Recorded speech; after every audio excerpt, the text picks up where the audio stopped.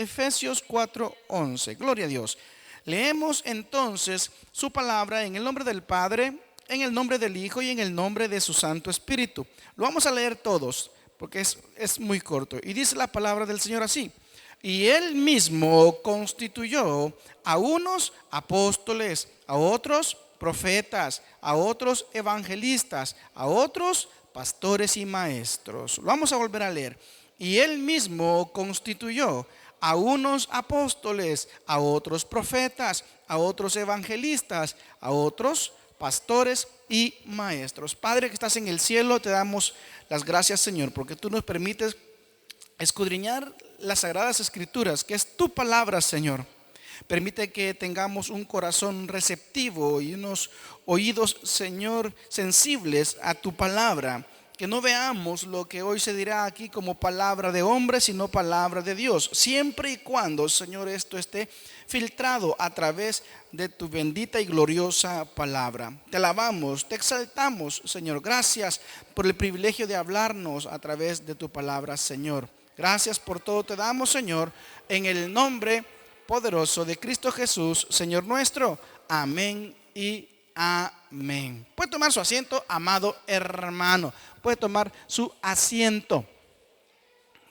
Vamos a dejar que los niños salgan en completa paz, como solamente ellos lo saben hacer. Que Dios los lleve con bien, que Dios los bendiga y que disfruten y que aprendan. Bueno, estas semanas atrás hemos venido hablando de los talentos que el Señor mismo nos ha dado, que nos ha entregado y que son, como lo hemos dicho, un regalo de parte de Dios. Y que estos dones y estos talentos Jesucristo mismo los ganó para cada uno de nosotros en la batalla más cruel que Él luchó. ¿Y cuál es esta batalla? La batalla de la cruz. En la cruz ensangrentada, nuestro Señor Jesucristo ganó para nosotros esos dones y talentos. Hablamos también de la unidad en la iglesia, usted y yo, que somos el cuerpo de nuestro Señor Jesucristo. La iglesia como tal debe de permanecer unida, porque esta es la voluntad de Dios para cada uno de nosotros, no que estemos separados. Dios no quiere que andemos de solitarios en el cristianismo. Dios quiere que seamos uno solo, con un mismo sentir. Y como Él quiere que seamos uno solo y con el mismo sentir, pues Él nos ha dejado por lo menos 5 ministerios que cumplen o que deberían cumplir esta función. O sea, todos estamos llamados a cumplir una de estas funciones. Hoy, como se lo he venido diciendo y se lo dije ayer, toca hablar de un tema muy complicado. Un tema muy complicado y con mucho debate. Un tema que cuando yo lo escribí poco hemos hablado, y haciendo memoria creo que nunca hemos hablado, por lo menos desde una predicación, desde este tema que hoy vamos a tratar. Pero como le dije al principio, que llevamos un estudio sistemático que es versículo tras versículo, no podemos nosotros pasarlo por alto. Además, pues, que va a servir para la forma de tratar o de someterse al próximo que tome el mando espiritual de esta iglesia. Estos ministerios no son creación o son un invento de una persona que dijo, bueno, vamos a poner 5 ministerios para que pues se ejecuten en la iglesia. Estos ministerios nacen en el mismo corazón de nuestro Señor Jesucristo. Por eso es que dice en el versículo 11, lo volvemos a leer, y Él mismo, ¿quién? Cristo. Él mismo, Cristo. Él fue el que constituyó estos 5 ministerios. Y para la prédica de esta mañana voy a ocupar un esquema. Vamos a hablar en primer lugar de los apóstoles, en segundo lugar de los profetas, en tercer lugar de los evangelistas, en cuarto lugar de los pastores y maestros, y al final, como punto número 5, una conclusión. En primer lugar, los apóstoles. Los apóstoles. Volvemos a leer el versículo 11 para que encontremos el sentido y llevemos un hilo conductor de lo que estamos hablando. Dice, y Él mismo constituyó a unos apóstoles. Estos apóstoles tenían una misión. ¿Y cuál era la misión que tenían los apóstoles? La misión que ellos tenían consistía principalmente en evangelizar, en discipular a los convertidos, a entrenar líderes y establecer y administrar las iglesias locales. Esto era lo que hacían los apóstoles en aquel tiempo. Y para que una persona pueda llamarse apóstol o obtener el título de apóstol, debía tener unos cuantos requisitos que los vamos a ver en esta mañana. Hoy vamos a escudriñar mucho la palabra de Dios, ya se lo digo, para que no vaya a estar de aburrido ahí, sino que vamos a estar leyendo versículos tras versículos.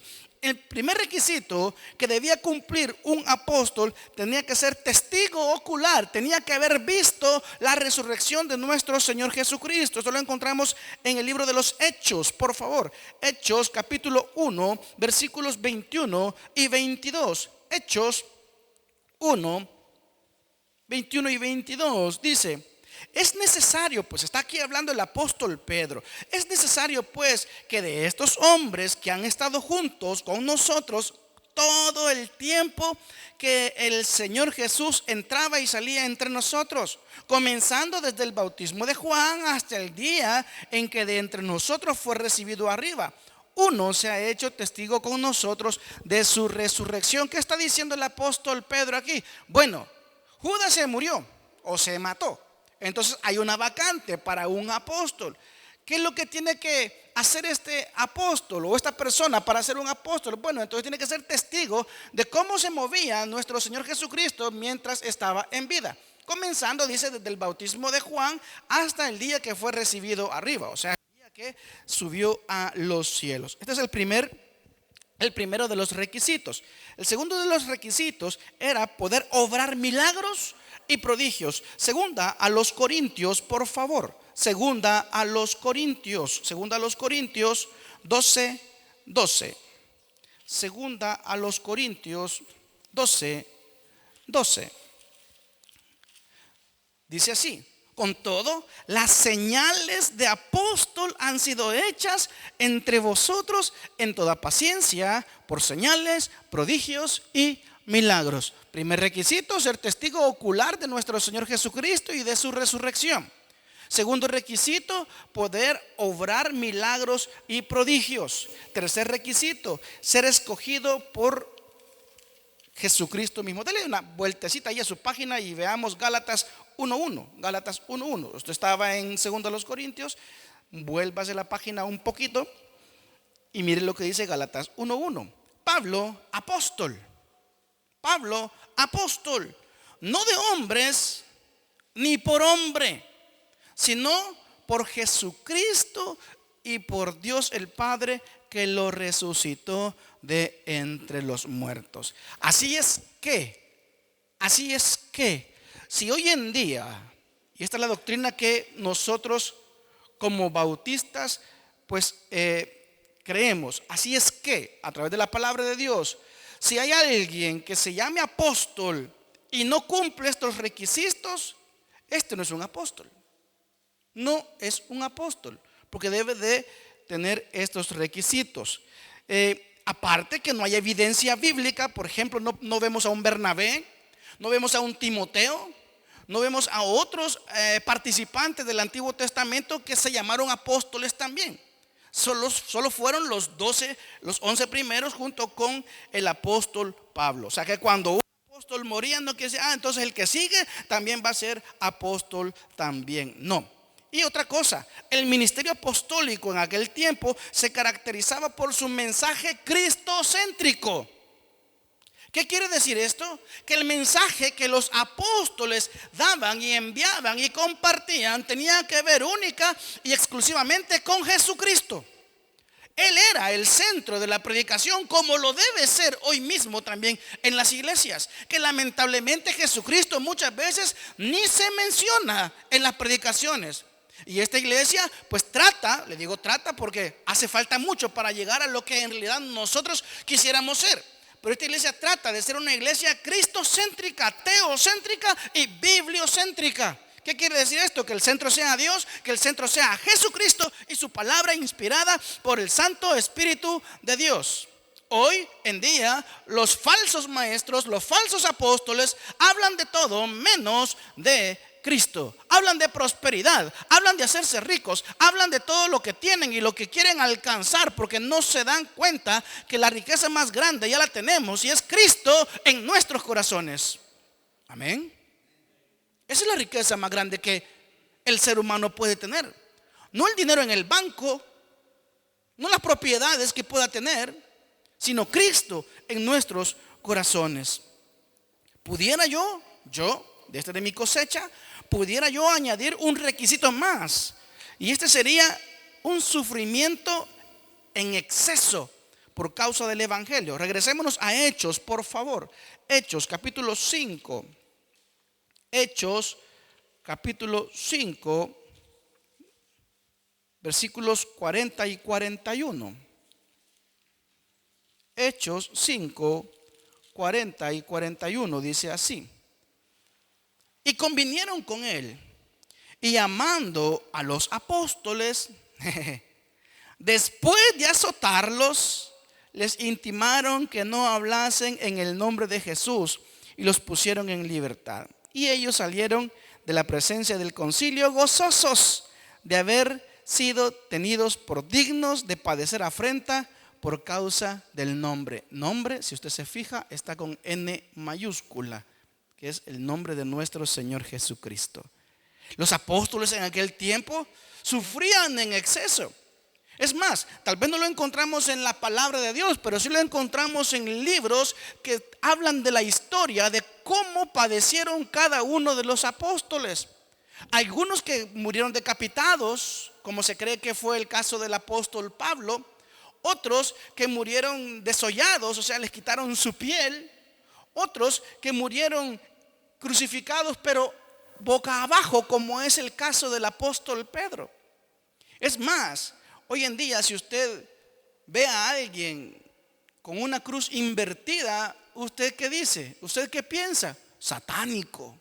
Sí, ellos le dan un sentido satánico, pero sabe que eclesialmente o viéndolo desde el punto de vista de la iglesia o espiritualmente, la cruz invertida significa humildad.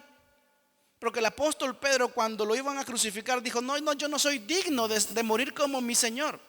A mí crucifíquenme mejor boca abajo. Obviamente no vamos a andar todos con una cruz invertida. Todos nos van a decir que somos satánicos. De repente, bueno, no le voy a dar vuelta a la cruz porque somos una iglesia humilde.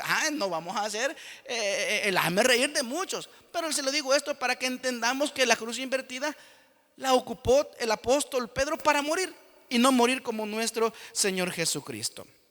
Entonces, como oficio, podemos decir que el oficio de apóstol ya no existe, pero sí como una función. ¿Por qué? Porque la palabra apóstol significa enviado.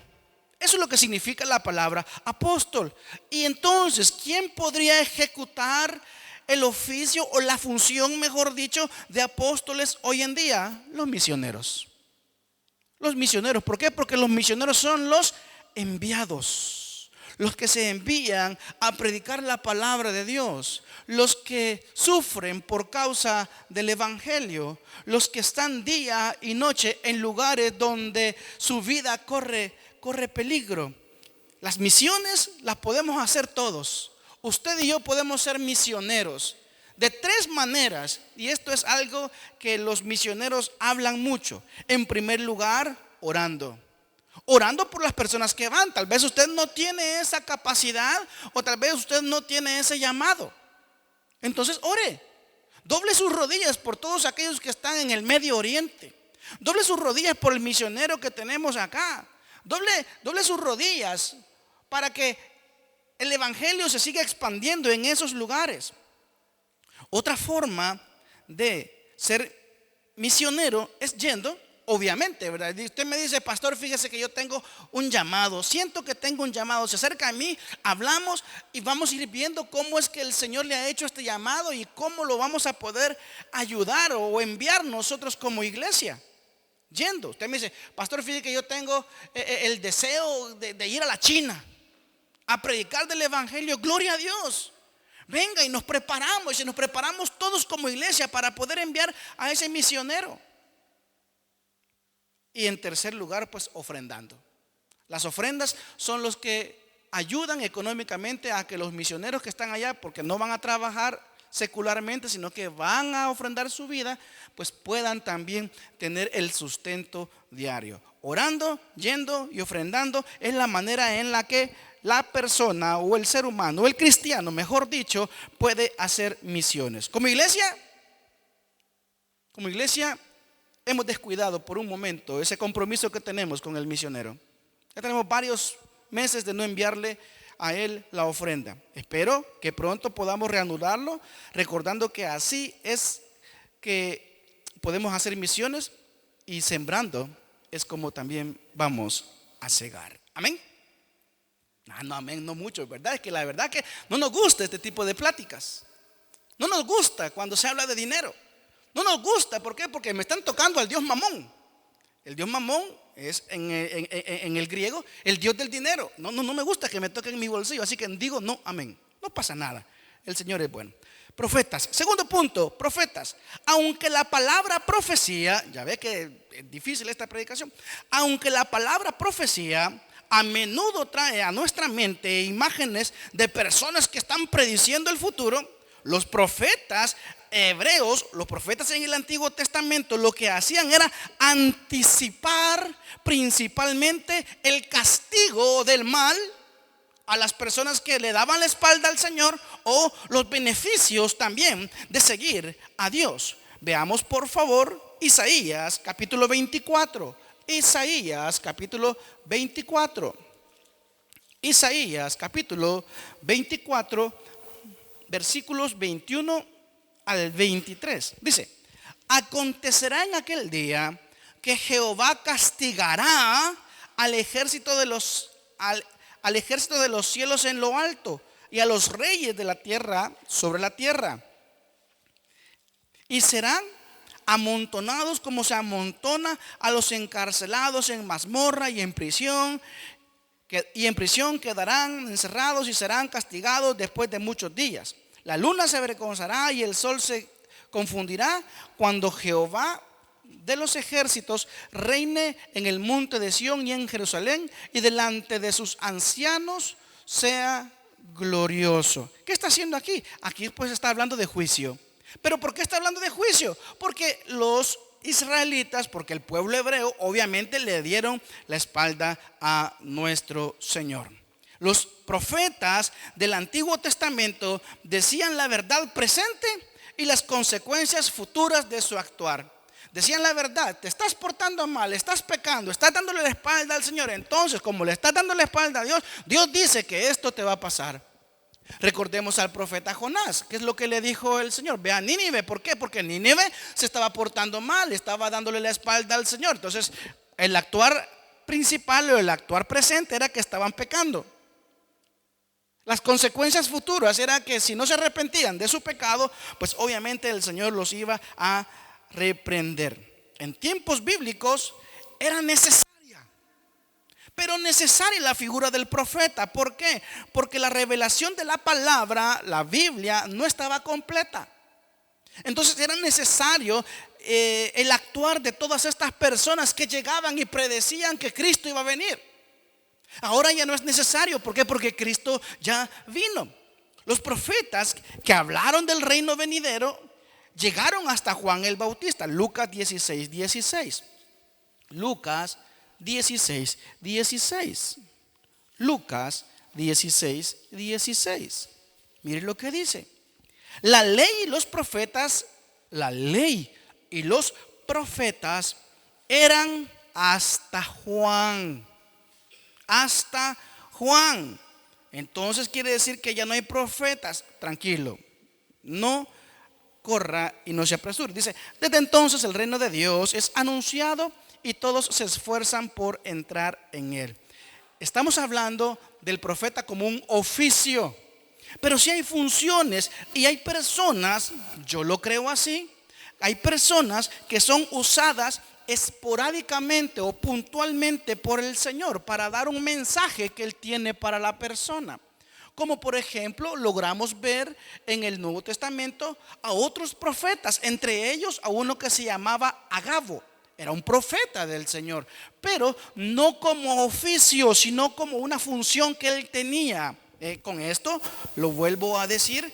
Lo que quiero decir es que el Señor puede utilizar a alguien para dar un mensaje en particular, pero no un mensaje que tenga que ver con algo que añadirle a la palabra de Dios. O sea, va a enviar a alguien o puede enviar a alguien para darle un mensaje a usted. Y de repente usted, ¿cómo que sabe esto? ¿Cómo es que me dijo esto si él ni me conoce? Entonces, hay que tener cuidado, porque todo lo que diga esta persona debe ser filtrado a través de la palabra de Dios. ¿Y por qué debe de ser filtrado a través de la palabra de Dios? En primer lugar, pues para evitar que los charlatanes abusen de las personas ingenuas y necesitadas. Porque hay muchas personas que no se conforman con lo que la palabra de Dios dice, sino que andan buscando quien les diga el futuro. No es que en aquella iglesia va a llegar el profeta y por eso es que yo voy a ir. No, si lo que le tiene que decir el Señor a usted está en la palabra de Dios misma. Pero si le va a decir algo puntual, se lo va a decir a usted en cualquier momento. ¿Por qué? Porque el Señor es así. Todo lo que diga esa persona debe ser filtrado por la palabra de Dios. Igual que el apóstol, el oficio como tal ya no existe, pero sí la función de profeta. Esa función de profeta la ejecuta todo aquel que imparte o comparte un mensaje fiel de parte de Dios, principalmente en la predicación de la palabra. Si usted un día tiene el privilegio de predicar un mensaje, sepa que usted está haciendo la función de profeta. Porque la función de profeta en el Antiguo Testamento era: el hombre recibía la palabra de Dios y la impartía o la daba al grupo de personas que era necesario que la recibieran. Así el que predica la palabra de Dios recibe el mensaje, ya está dado el mensaje y luego la imparte. Entonces, cuando una persona predica fielmente, óigalo bien, fielmente la palabra de Dios, está fungiendo o está haciendo la función de profeta. Los pastores, a la hora de predicar, exponemos la palabra que antes ya ha sido dada a través de las Sagradas Escrituras. Y así como yo me preparo, todos deben de venir preparados también para escuchar la palabra de Dios. ¿Por qué le digo, amado hermano, que debemos venir preparados para escuchar la palabra de Dios? Porque muchas veces venimos con prejuicios y decimos: no, si el pastor es el que habla. No, es Dios el que está hablando. O sea, no me quiero poner yo en la función de Dios, sino que estoy dando la palabra de Dios. El que predica da la palabra de Dios. Prepárese. ¿Cómo se va a preparar? Primeramente pidiéndole al Espíritu Santo que le quite cualquier prejuicio. Probablemente usted viene enojado conmigo y dice: no, el pastor ya va con lo mismo. No, es que no soy yo. No soy yo. Por eso debemos de filtrar todo lo que el predicador dice a través de las Sagradas Escrituras. Porque si yo vengo y comienzo a desbaratar la Biblia, a decir un montón de cosas que ella no dice, con tal de decirle un mensaje a usted, entonces ahí yo estoy mal. Porque el púlpito no debe de servir para tirarle a la gente. No es que el hermanito fulanito. No, nadie tiene por qué enterarse de lo que el hermanito o la hermanita está haciendo allá afuera, menos desde el púlpito. Yo sé que hay iglesias que esto lo acostumbran así, y que tienen un grupo de personas y está el secretario o está el que escribe las cosas y se las pasa al pastor. Todos estos hermanos hoy han pecado y este es el pecado que tienen. No, aquí no. Porque no soy yo el que convence de juicio y de pecado. El que convence se llama Espíritu Santo. Así que usted prepárese, así como yo también vengo preparado para predicar la palabra de Dios. Esto quiere decir, como le dije anteriormente, que debemos dejar fuera todo prejuicio de que quien da el consejo es el pastor. No es el pastor, no es el predicador. La responsabilidad obviamente cae sobre el pastor que da la enseñanza, de hablar conforme a lo que Dios ya le ha dicho antes. Pero también hay responsabilidad en la oveja de tener una lectura bíblica consciente. ¿Para qué? Para poder ver si el predicador, si el pastor está diciendo cosas que no son. Usted tiene la capacidad y la responsabilidad, ante todo, de llamarle la atención al pastor con educación, obviamente, si lo que está diciendo desde el púlpito no es bíblico o sí es bíblico. Amén. Amén. Evangelista. Tercer punto, evangelista. Aquí no nos vamos a detener mucho porque obviamente es algo pues lógico. El evangelista es aquel que tiene como característica el no perder el tiempo y anunciar el evangelio en todo momento. ¿Es usted de esas personas que no pierden el tiempo, que a cualquier persona que usted ve le explica el plan de salvación? Si usted es de esas personas, felicidades. Usted tiene un ministerio de evangelista. Si usted no tiene ese ministerio, no quiere decir que no va a predicar la palabra también, o que no va a anunciar el reino de los cielos, sino que también debemos de esforzarnos un poquito más. Es que hay gente que natural le sale. Hola, buenos días, ¿qué tal? Mire, la palabra y ya comienza a decirle todo lo que la Biblia dice. Y gloria a Dios, está bien, perfecto, así tiene que ser. Pero si a nosotros nos cuesta y nos da temor, es que a saber qué va a decir de mí, qué va a pensar. No, usted no tiene el ministerio de evangelista. Pero el hecho de que no lo tengamos no quiere decir que no lo vamos a practicar, como le dice el apóstol Pablo a Timoteo. Segunda Timoteo 4:5, por favor. Segunda a Timoteo 4:5. Segunda a Timoteo 4:5 dice: pero tú sé sobrio en todo, soporta las aflicciones. ¿Qué dice más? Haz obra de evangelista, cumple tu ministerio. Haz obra de evangelista. Eso es lo que usted y yo debemos hacer si no tenemos ese ministerio. Hacer la obra de evangelista. Que no nos tiemblen las piernas, que no nos dé vergüenza, sino que a las personas que veamos. ¿Cuántas veces hemos ido nosotros en un transporte público y hemos tenido la necesidad ahí en nuestro corazón de decirle que el reino de los cielos se acerca? ¿Cuántas veces hemos tenido la necesidad de hablarle del evangelio y no lo hemos hecho? Y llegamos a casa y llegamos con una pesadez porque no obedecimos, porque no cumplimos la labor de evangelista, como el Señor le dice a Timoteo por medio del apóstol Pablo. Punto número 4, pastores y maestros. Volvamos a Efesios. Dice Efesios 4:11: Él mismo constituyó a unos apóstoles, ya lo vimos, a otros profetas, ya lo vimos, a otros evangelistas, ya los vimos. Y viene al final y dice: a otros pastores y maestros. Notemos algo, amada iglesia, que no dice a otros pastores y a otros maestros, como lo viene diciendo en el caso de profetas, evangelistas. ¿Por qué?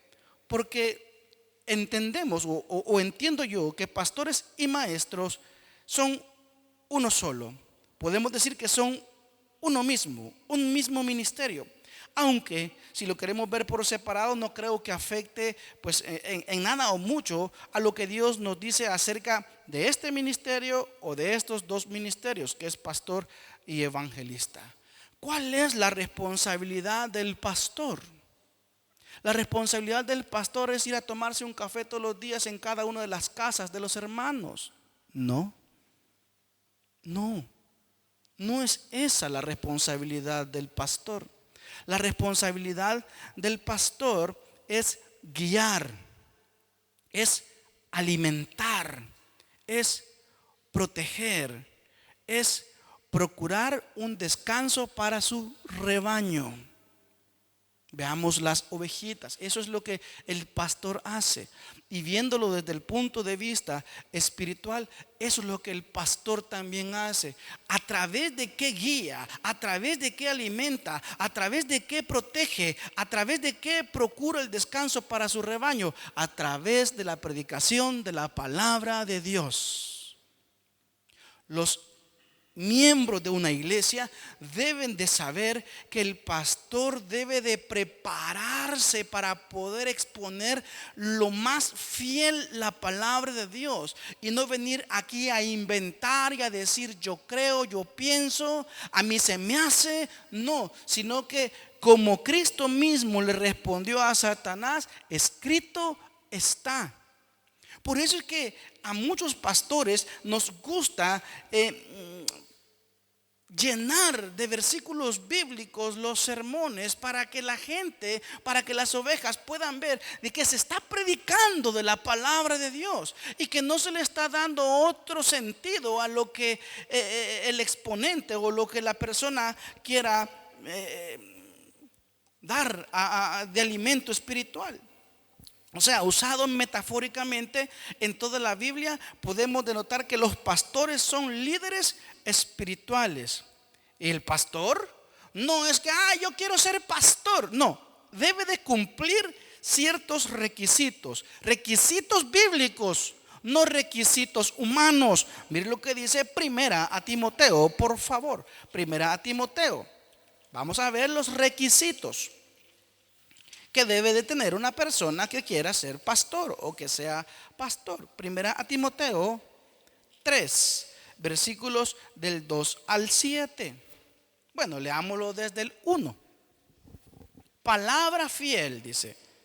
Si alguno anhela obispado, el obispo es el pastorado. Si alguno anhela obispado, buena obra desea. O sea que si usted que está ahí dice, pastor, fíjese que yo siento la necesidad de predicar la palabra y ser pastor. Le voy a contar un poco antes de continuar. Cuando yo acepté a Cristo como mi único y suficiente Salvador personal, yo rápido me metí a un ministerio. Me bauticé y fui a un ministerio porque yo quería servir. Luego entró ese gusanito, como decimos, ¿verdad? De querer aprender un poco más.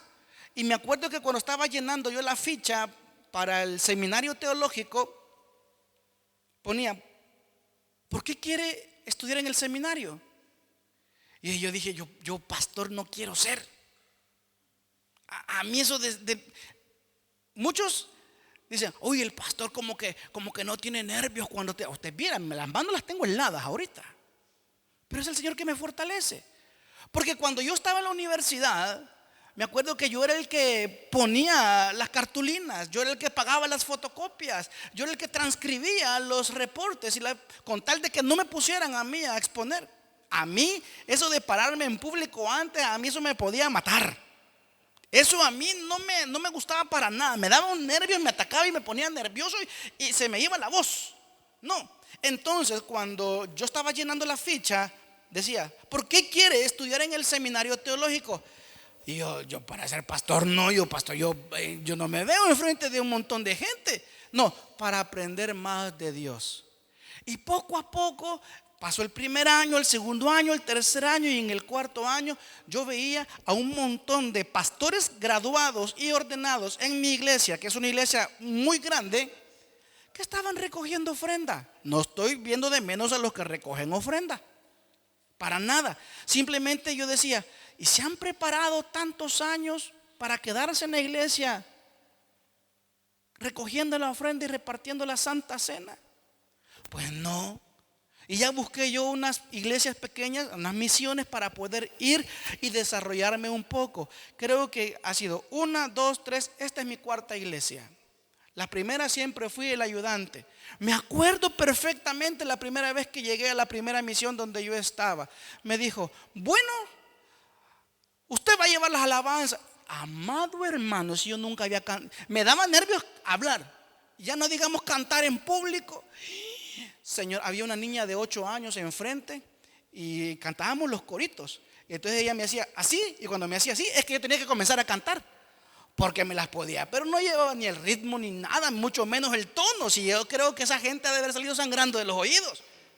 Pero poco a poco luego me fui a otra iglesia donde estaba con pandillas hasta más no poder. Luego un maestro del seminario me echó la mano, Dios puso gracia en mí y me llevó a su iglesia. Ya no era en un pueblo, sino que ya era en la ciudad. Y de ahí, pues para la gloria de Dios, he salido para acá.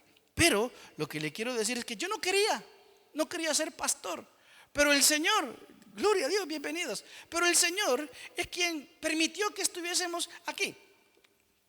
Vuelvo a reanudar 1 Timoteo 3. Dice, palabra fiel. Si alguno anhela obispado, buena obra desea. Ajá, lo desea, es buena obra. Pero es necesario que el obispo, o sea el pastor, sea irreprensible. O sea que no tenga cola que le pisen. Óigalo bien, marido de una sola mujer, sobrio, prudente, decoroso, hospedador, apto para enseñar, no dado al vino, no pendenciero, no codicioso de ganancias deshonestas, sino amable, apacible, no avaro, que gobierne bien su casa, que tenga a sus hijos en sujeción con toda honestidad. Pues el que no sabe gobernar su propia casa, ¿cómo cuidará de la iglesia de Dios? No un neófito. Un neófito es el que acaba de ser cristiano y yo ya quiero ser pastor. No un neófito, no sea que envaneciéndose caiga en la condenación del diablo. También es necesario que tenga buen testimonio de los de afuera para que no caiga en descrédito y en lazo del diablo. ¿Ve qué difícil es? Es que no es tan sencillo como parece.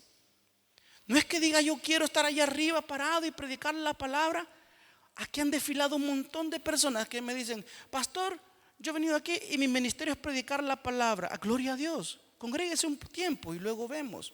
Y cuando ven que no se les da la batuta o cuando no se les da el privilegio, pues luego se van. Y ahí es donde uno logra alcanzar a ver qué es lo que en realidad estas personas querían. Y entonces la función principal del pastor es alimentar a las ovejas para nutrirlas de la palabra de Dios.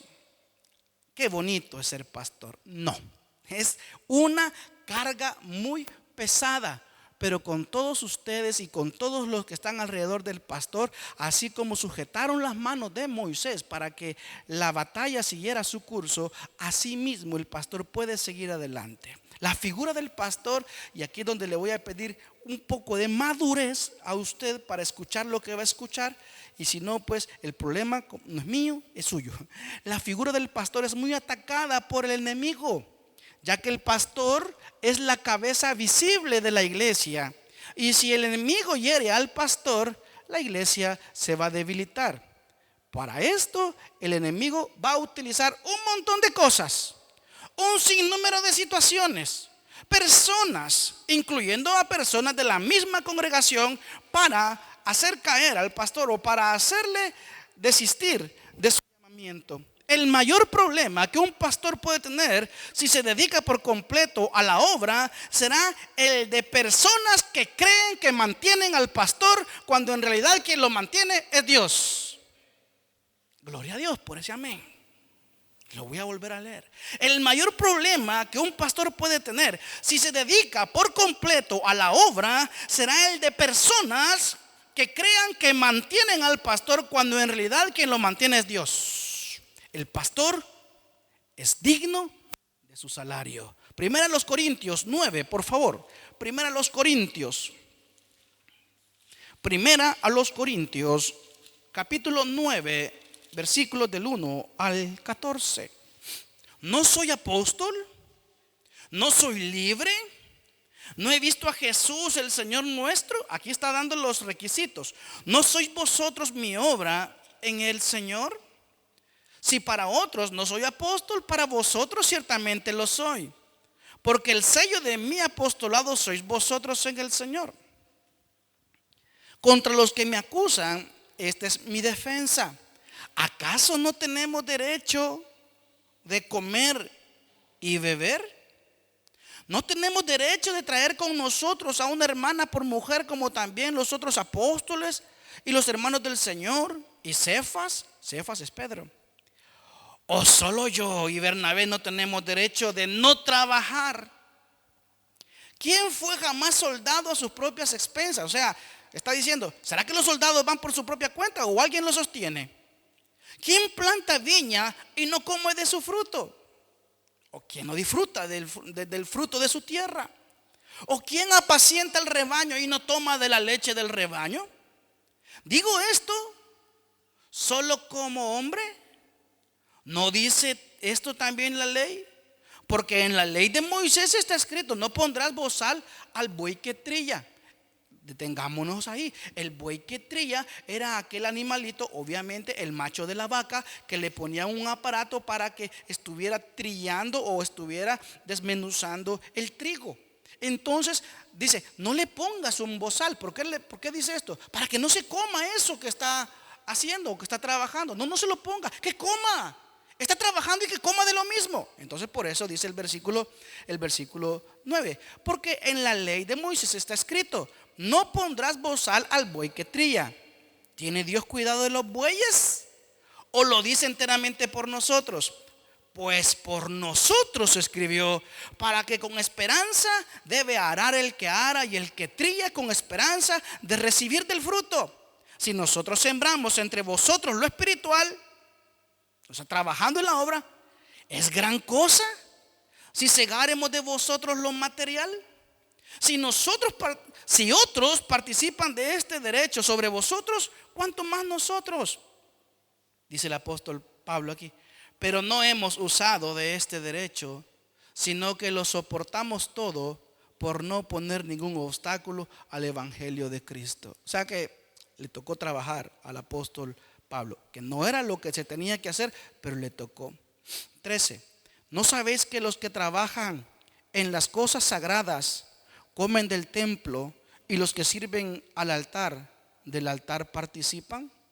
Así también ordenó. Es una orden. Así también ordenó el Señor a los que anuncian el evangelio que vivan del evangelio.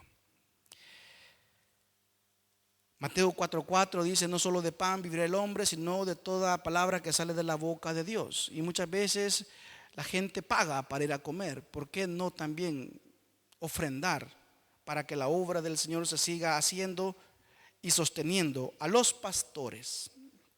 Si usted al escuchar esto siente escozor, si usted al escuchar siente que el pastor le está pidiendo dinero, el problema no es del pastor.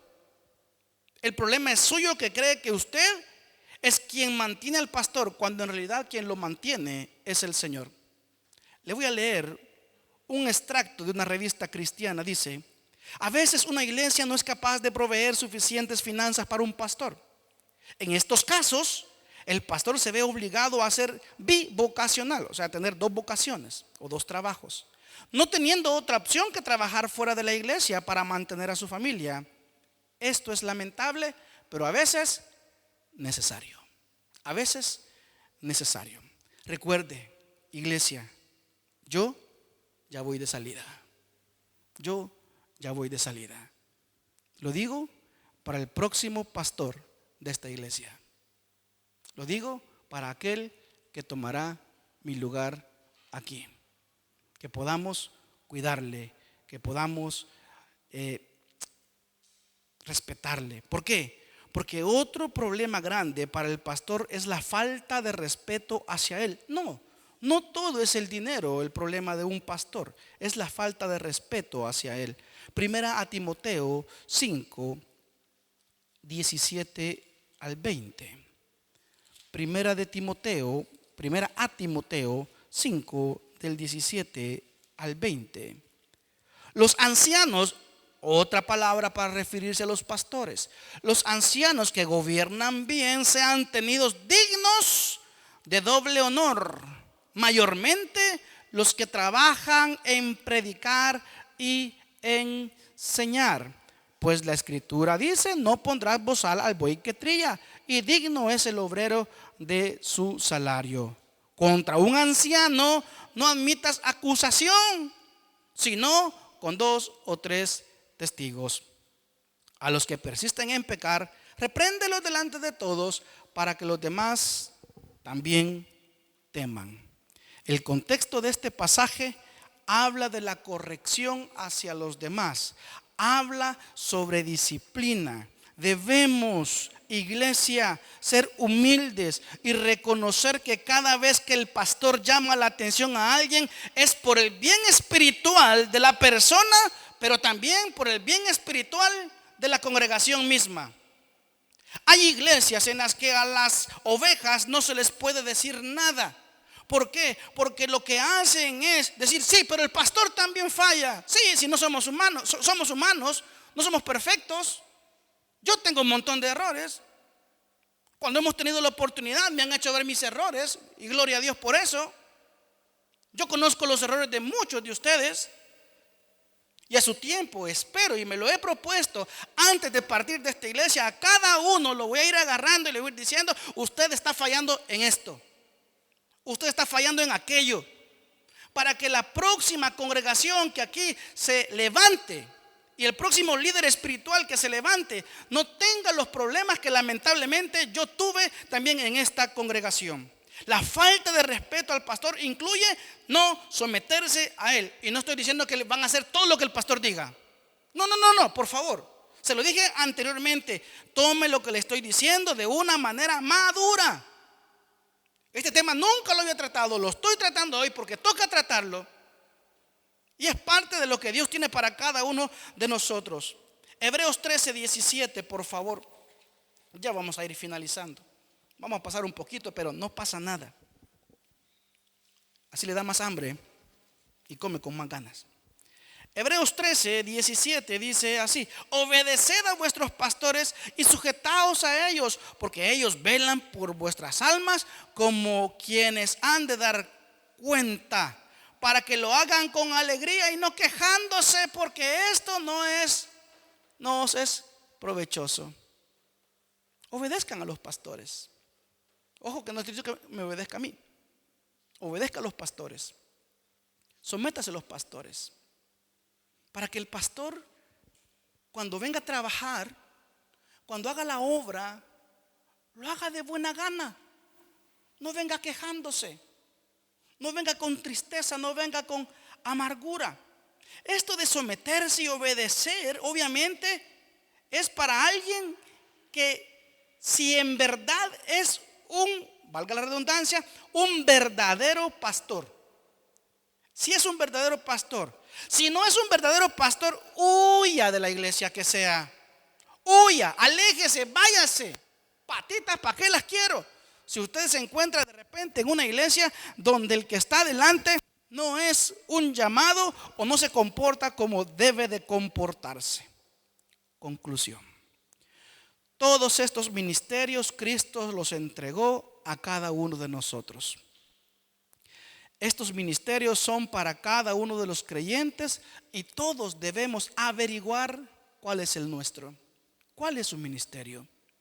Cristo los entregó porque Él los ganó en la cruz del Calvario para nosotros. No los desprecie, no los rechace.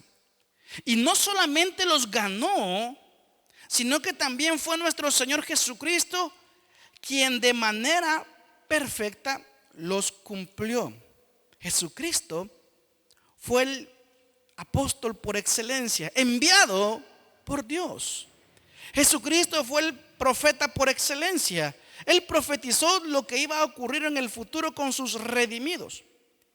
Jesucristo fue el evangelista por excelencia, porque Él fue y es el evangelio completo. Jesucristo es el mejor maestro que podamos nosotros tener. Y sobre todo, Él es el pastor de pastores. Quiero terminar leyendo los versículos del 12 al 16 que explican de la mejor manera el propósito de estos ministerios. No sin antes preguntarle cuál es su ministerio. ¿Dónde está ubicado usted? ¿Es alguien con un llamamiento para ser enviado? ¿Es alguien que predica la palabra? ¿Es alguien que no pierde la oportunidad para evangelizar? ¿Es un maestro? ¿Un pastor? ¿Cuál es su ministerio? Estos ministerios tienen como le dije anteriormente, tienen propósito. Lo explica de mejor manera el apóstol Pablo en los versículos del 12 al 16. Leámoslo del 11, por favor.